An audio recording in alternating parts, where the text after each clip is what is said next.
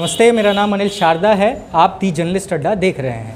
इस वक्त बिहार में घूमते हुए बेगूसराय पहुंचे हैं। बेगूसराय में जब हम यहां पे आए तो हमें मालूम ये चला कि यहां पे एनटीपीसी एक ज़मीन का अधिग्रहण कर रही है।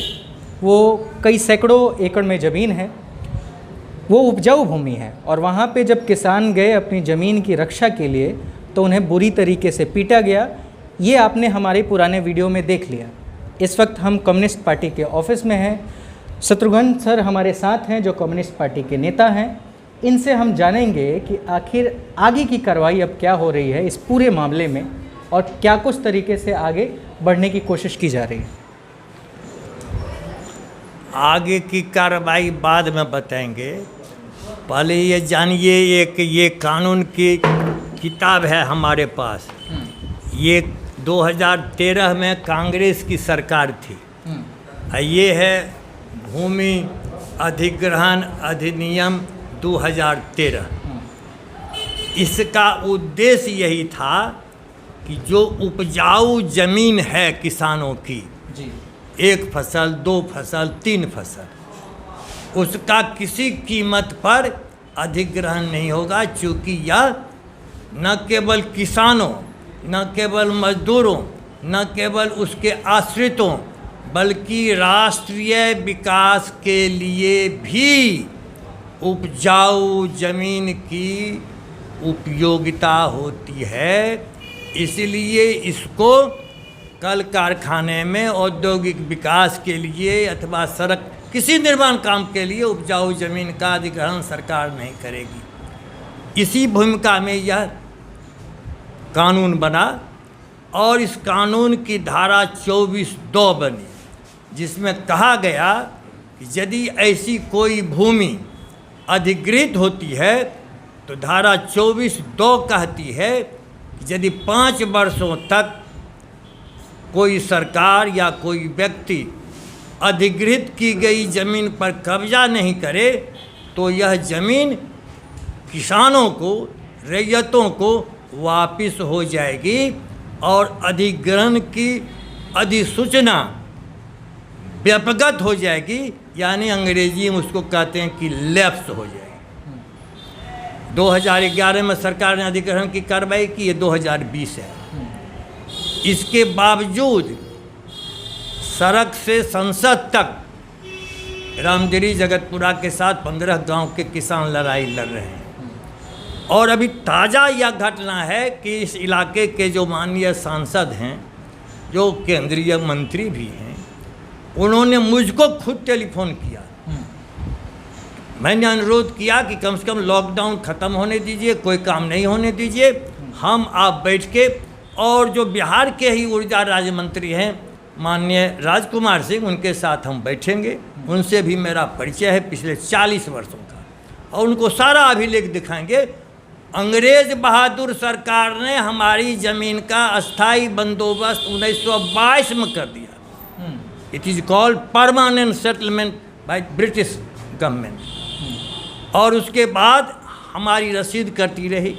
हमको मुआवजा मिला, जब पाइपलाइन वहाँ बैठाया जा रहा था मुआवजा मिला। मुआवजा किसको मिलेगा? ज़मीन जिसकी जाएगी उसका मुआवजा। अधिग्रहण किसका होगा? ज़मीन हमारी है तब ना आप अधिग्रहण करेंगे। और हमारे पास खतियान है, हमारे पास सर्वे है, हमारे पास राजस्व रसीद है। सरकार ने जो मुआवजा दिया इसका हमारे पास सबूत है, और सारे अभिलेख हमारे पास मौजूद हैं। इसके बाद कोई सरकार, कोई सांसद, कोई मंत्री, यहाँ तक कि कुछ उच्च न्यायालय और सर्वोच्च न्यायालय पर भी हम यह आरोप लगाते हैं कि उन लोगों ने भी किसानों की जीवन रक्षा का जो आधार है, आजीविका का जो आधार है, जहाँ जीवन मरण का सवाल है, लहलहाती फसलों को रौंद करके पुलिसिया जुल्म कर दिया कल।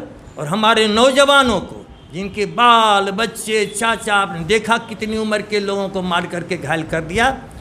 ऐसी तानाशाही हुकूमत आज तक हम लोगों ने नहीं देखी। इसलिए आगे की कार्रवाई है। चूँकि कल पटना के जिलाधिकारी ने वार्ता के लिए 5 आदमी को बुलाया है। इन लोगों ने ज्ञापन बनाया है, सारे अभिलेख के साथ ये लोग पटना जा रहे हैं। हम अनुरोध करते हैं पटना के डीएम से, आप बहुत संवेदनशील व्यक्ति हैं, आप स्थल निरीक्षण कीजिए। हमने एक बार करवाया था जब यहाँ जितेंद्र श्रीवास्तव थे जिलाधिकारी, पटना के डीएम और उस समय एक एडीएम भी थे, वो सभी आए थे और देख करके गए थे, कोई फैसला नहीं किया उन्होंने। हम अनुरोध करते हैं कि आप आइए, स्थल निरीक्षण कीजिए, तकनीकी सलाहकार अभियंता को लाइए, राजस्व के विशेषज्ञ को लाइए और हमारे अभिलेख को देखिए कि हमारी ज़मीन है, आप ज़बरदस्ती कर रहे हैं। हम विकास के बाधक नहीं हैं, क्योंकि हमने थर्मल में भी स्पन बनाने के लिए ज़मीन दी, हमने फर्टिलाइज़र के लिए ज़मीन दी, हमने रिफाइनरी के लिए ज़मीन दी।